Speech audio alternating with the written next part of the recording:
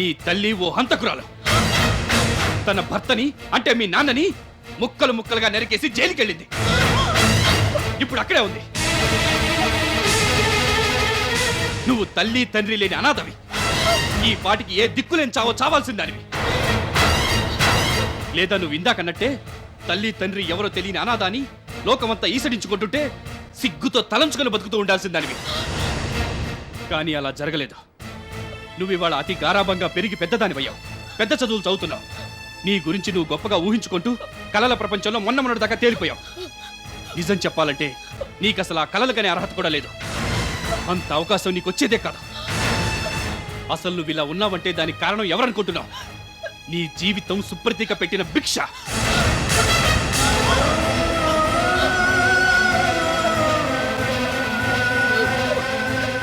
తల్లి తండ్రి లేని అనాథగా నువ్వు మిగిలిపోకూడదని, నీ బతుకు నాశనం కాకూడదని తన జీవితాన్ని పణంగా పెట్టి తన సుఖాన్ని మర్చిపోయి తన భవిష్యత్తుని నిర్దాక్షిణంగా గొంతు పిసికి చంపి నీ ఊహలే తన ఊపిరిగా, నీ భావాలే తన బాధ్యతగా భారంగా బతుకు వెల్లదీస్తోంది. తనిలా ఒంటరిగా ఎడారి మూడులా ఎందుకు మిగిలిపోయిందనుకున్నావు? నీలాగా ప్రేమించే గొప్ప మనసు తనకి లేదనుకుంటున్నావా? లేక తనని పెళ్లి చేసుకోవడానికి ఎవరు ముందుకు రాలేదనుకుంటున్నావా? ఆ రోజు తను నిన్ను కాదనుకుని పెళ్లి చేసుకుని ఉన్నట్టయితే నీ బతికే ఉండేది కాదు. నువ్వు ఇంత దూరం వచ్చేదానివే కాదు. తను పెళ్లి చేసుకుని తన సుఖం తను చూసుకుంటే నువ్వు దిక్కులేని అనాథ అవుతావని, తనకి బిడ్డలు పుడితే నీ మీద ప్రేమ తరిగిపోతుందేమోనని నీ జీవితం కోసం తనను తాను త్యాగం చేసుకుంది. తన ఆశని, నీ కోరికల్ని, నీ భవిష్యత్ అనే బలిపీఠం మీద నిర్దాక్షిణ్యంగా నరికేసి ఓ జీవోత్సవంలో నీ కోసం బతుకుతోంది. అలాంటి మనిషినా నువ్వు ఇన్నిన్ని మాటలు అంటున్నావు? నీ పుట్టుక గురించి తన అలా నిలదీస్తున్నావు?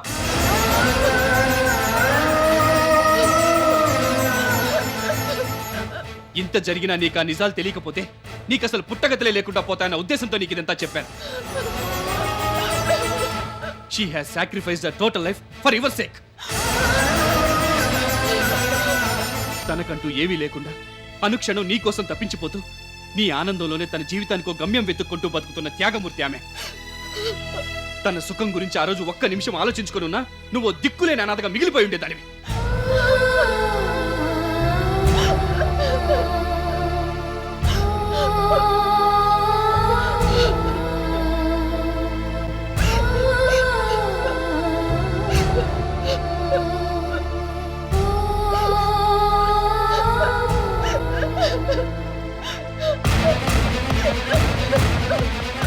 నువ్వు తల్లి తండ్రి లేని అనాథవి. ఈ పాటికి ఏ దిక్కులేని చావో చావాల్సిందానివి. నీ జీవితం సుప్రతీక పెట్టిన భిక్ష. తల్లి తండ్రి లేని అనాథగా నువ్వు మిగిలిపోకూడదని, నీ బతుకు నాశనం కాకూడదని తన జీవితాన్ని పణంగా పెట్టి తన సుఖాన్ని మర్చిపోయి తన భవిష్యత్తుని నిర్దాక్షిణంగా గొంతు పిసికి చంపి నీ ఊహలే తన ఊపిరిగా, నీ భావాలే తన బాధ్యతగా భారంగా బతుకు వెల్లదీస్తోంది. She has sacrificed her total life for your sake.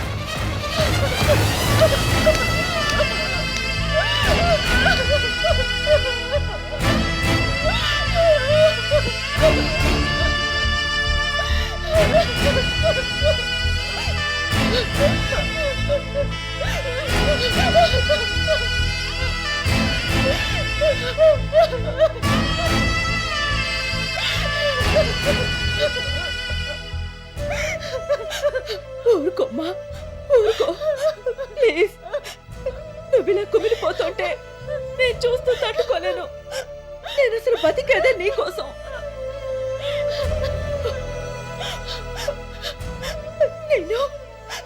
నేను అమ్మా నాన్న లేని అనాథని కదూ.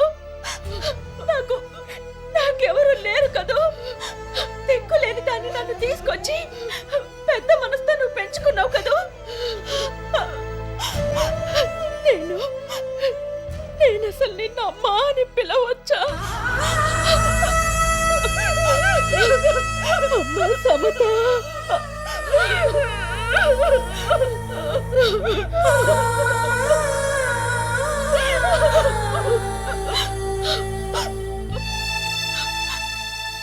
ఇప్పటికైనా నాకు కనువిప్పు కలిగింది. నా కథ ఏంటో నాకు తెలిసింది. ఈ అనాథని ఇన్నేళ్లుగా ఆదరించినందుకు నీకెలా కృతజ్ఞతలు చెప్పుకోవాలో అర్థం కావడం లేదు. సమత, దేవతలాంటి కొన్ని నిన్ను అనరాని మాటలు అన్నాను. మహాపాపం చేశాను. నన్ను నన్ను క్షమించమ్మా. అమ్మా సమత,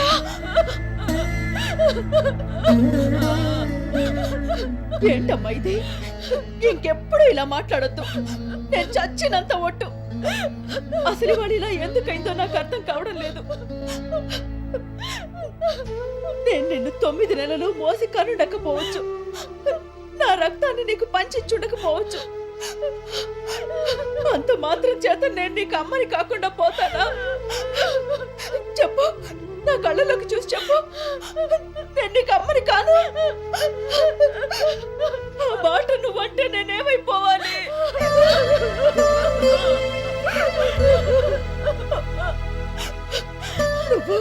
నువ్వెప్పటికీ నా బిడ్డవేనమ్మా. నా ప్రాణానికి ప్రాణం. నువ్వే నా సర్వం.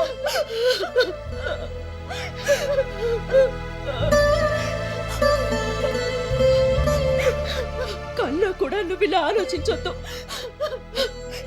ఏ మాటలైతే నీ నోటి వెంట వినకూడదనుకున్నానో అవన్నీ ఇవాళ విన్నాను. ఇంకెప్పుడు పొరపాటున కూడా నిన్ను నువ్వు అనాథని అనుకోవద్దు. నువ్వే అనాథమైతే ఇంతకాలంగా నేను బతికిన బతుకంతా వృధానే. నువ్వే నా సర్వస్వం. నిన్ను చూసుకునే నేను బతుకుతున్నాను. చెప్పమ్మా, ఇంకెప్పుడు అలా అనని చెప్పు. నువ్వు నాకు దూరం అయిపోయి నన్ను అనాథని చెయ్యకు.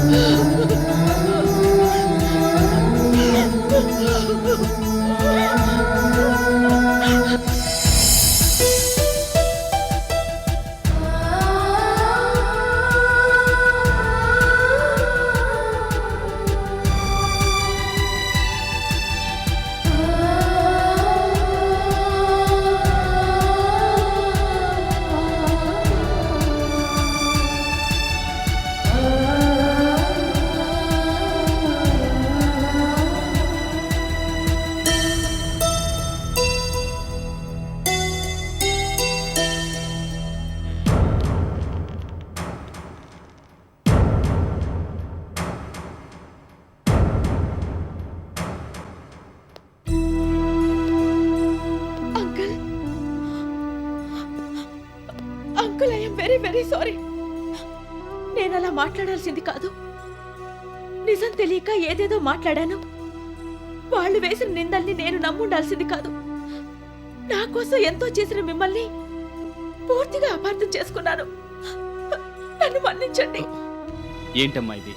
ఇంకా దాని గురించి ఆలోచిస్తున్నావా? Just forget it. నీ స్థానంలో ఎవరున్నా అలాగే మాట్లాడేవాళ్ళు. నేనేం అనుకోలేదు. నీకు నిజాలు తెలియదు కాబట్టి అలా ప్రవర్తించావు. అయినా నేనేం పరాయివాణ్ణా? I'm part of your family. ఇంత ఫార్మల్గా నాకు సారీ చెప్పాలా?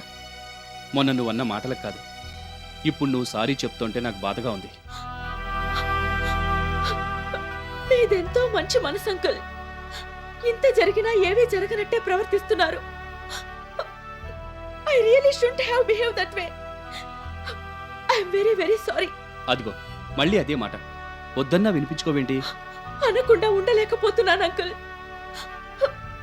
మీ ఇద్దరివి చాలా ఉన్నతమైన వ్యక్తిత్వాలు. మీ పెంపకంలో పెరిగిన నాకు అలాంటి వ్యక్తిత్వం ఎందుకు రాలేదో అర్థం కావడం లేదు. ఎవరో ఏదో మాట అనగానే నిజం అనుకుని నమ్మి అన్యాయంగా మీ ఇద్దరిని ఆడిపోసుకున్నాను. నేను ఆ మాటలు అంటుంటే మీరెంత క్షోభపడుంటారో నేను ఊహించుకోగలను. జరిగిందేదో జరిగిపోయింది. పదే పదే అదే గుర్తు చేసుకుని బాధపడద్దు. నేను సుప్రతీక ఆ విషయం గురించి మర్చిపోయాం. నువ్వెందుకని ఆ మూడ్లోంచి బయటపడలేకపోతున్నావు? Just relax. Try and become normal. నువ్వు మామూలుగా ఉంటేనే మేము ప్రశాంతంగా ఉండగలం. అసలు బాలకృష్ణ గారు మమ్మీని ఎందుకు అపార్థం చేసుకున్నారు అంకుల్? ఇప్పుడు అవన్నీ దేనికమ్మా? అయిపోయింది కదా. అది కాదు అంకుల్, తెలుసుకోవాలనుంది. I need to know it. ఆ విషయం నీకు చెప్తే సుప్రతీక బాధపడుతుంది. జరిగిందేది నీకు తెలియకూడదని మొట్టమొదటి నుంచి తాపత్రయపడేది. మీరు నాకు చెప్పారని నేను మమ్మీతో చెప్పనులేండి. అది కాదమ్మా, నేను చెప్పేది ఏంటంటే ప్లీజ్ అంకుల్, ఏం జరిగిందో చెప్పండి, లేకపోతే నాకు నిద్ర పట్టదు. అంతకి ముందంటే నాకు ఈ విషయాలేవి తెలియవు కాబట్టి మమ్మీ దీన్ని సీక్రెట్ గా ఉంచడంలో అర్థం ఉంది. ఇప్పుడు కూడా ఆ విషయాన్ని రహస్యంగా ఉంచడం దేనికి? ప్లీజ్ అంకుల్ చెప్పండి, అసలేం జరిగింది?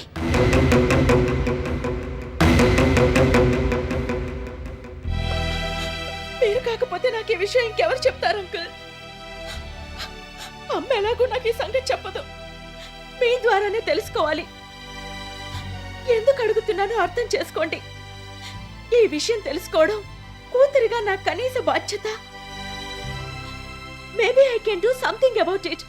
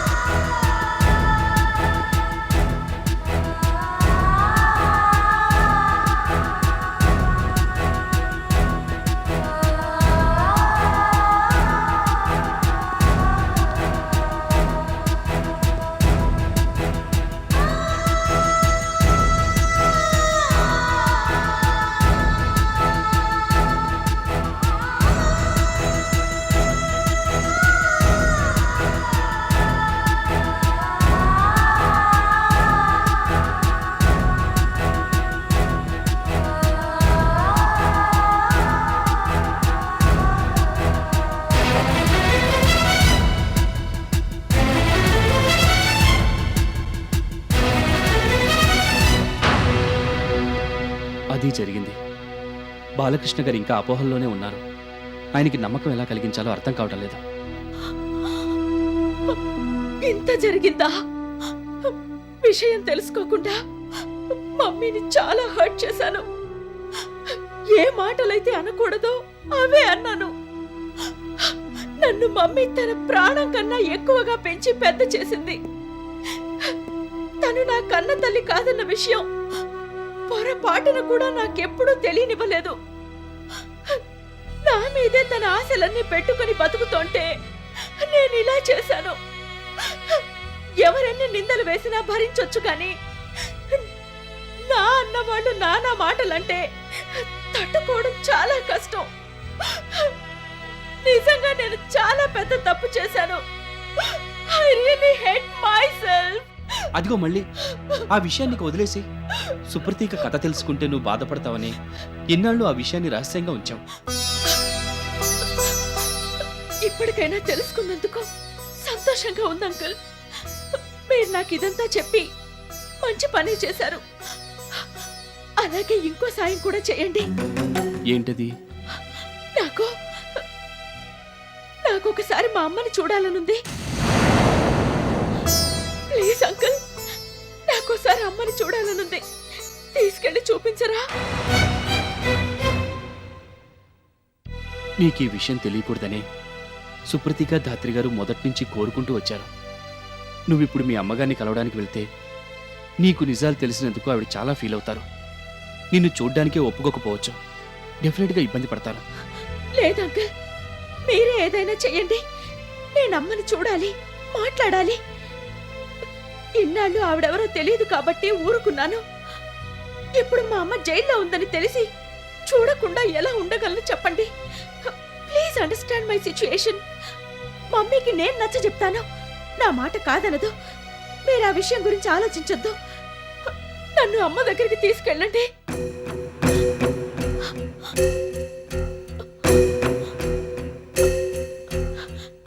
ఏంటి అంకుల్ ఆలోచిస్తున్నారు? Please please do me this favour.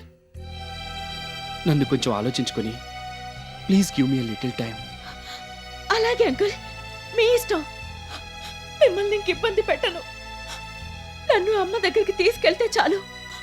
ఎప్పుడన్నది మీరే నిర్ణయించండి.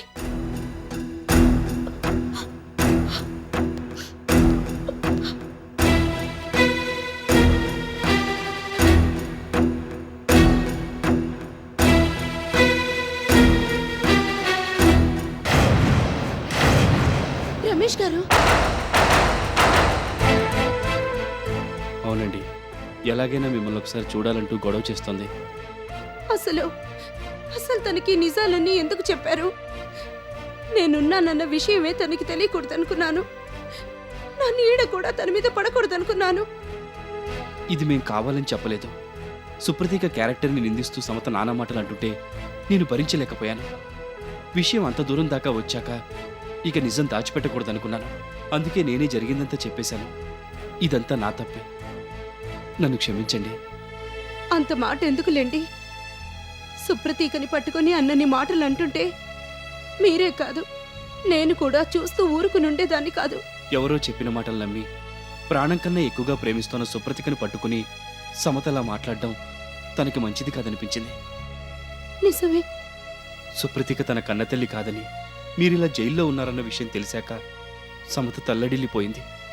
సుప్రతిక కాళ్ల మీద పడి క్షమాపణలు కోరుకుంది. తన కన్నతల్లి జైల్లో ఉందని తెలిసాక సమత మాత్రం ఎలా ఊరుకుంటుంది చెప్పండి? మిమ్మల్ని వెంటనే కలవాలనుకుంటోంది. తన పరిస్థితిని నేను అర్థం చేసుకున్నాను కాబట్టి సరేనని చెప్పాను.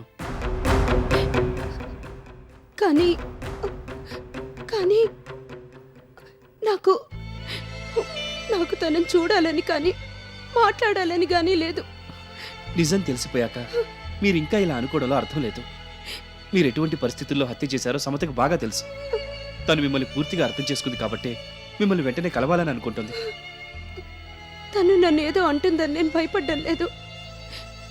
పెళ్ళిడికి వచ్చిన పిల్ల ఇలా జైలు వైపుకు రావడం మంచిది కాదు. అందుకే ఆలోచిస్తున్నాను. మీరు అలా ఫీల్ అవ్వకండి. ఇప్పుడు మీరు తనను చూడ్డానికి నిరాకరిస్తున్నారని తెలిస్తే తను ఇంకా బాధపడుతుంది, లోపలే కుమిలిపోతుంది. అయినా జరిగిందంతా తనకి తెలిసిపోయింది కదా. ఇప్పుడు తను మిమ్మల్ని కలిస్తే పోయేదేముంది? కన్నతల్లిని ఇప్పటికైనా చూడగలిగానన్న ఆనందం, సంతృప్తి తనకి దక్కుతాయి. మీతో మనసు విప్పి మాట్లాడితే తన గుండె భారం తీరుతుంది. తన కోసం ఒప్పుకోండి.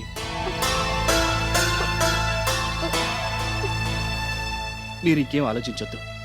అనండి. మీరు సరేనంటే తనని ఇక్కడికి తీసుకొస్తాను. ఇప్పటికైనా మీరు తనని కలుసుకోవడం, మనసు విప్పి మాట్లాడుకోవడం అందరికీ మంచిది. సరే, మీ ఇష్టం. మీరు అన్ని వైపుల నుంచి ఆలోచించే ఈ నిర్ణయం తీసుకొని ఉంటారు. మీరు చెప్పినట్టే చేద్దాం.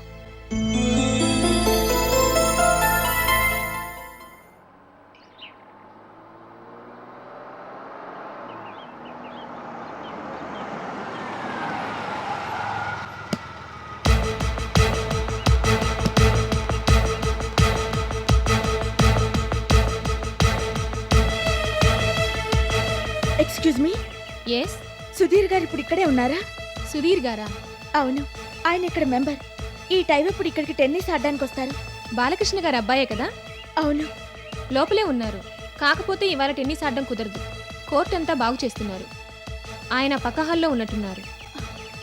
ఓకే.